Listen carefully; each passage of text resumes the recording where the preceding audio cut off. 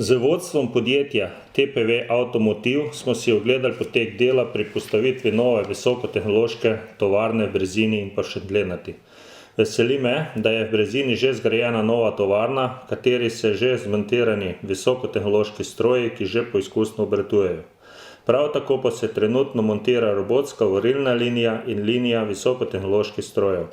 Tu se bodo izdelovali deli za avtomobile BMW.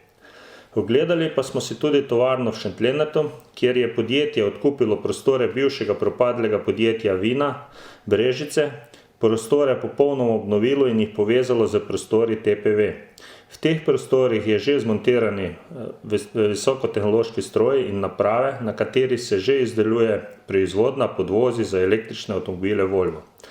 Na koncu naj poudarim, da smo v Brežicah izredno veseli, da nam je uspelo prepričati TPV Avtomotiv, da je novo tovarno 50 milijonov vredno, ki bo zaposlovala okoli 250 ljudi, umestil v našo občino, saj je to letos ena največjih državnih gospodarskih investicij in tudi največja investicija v samostojni Sloveniji v naši občini.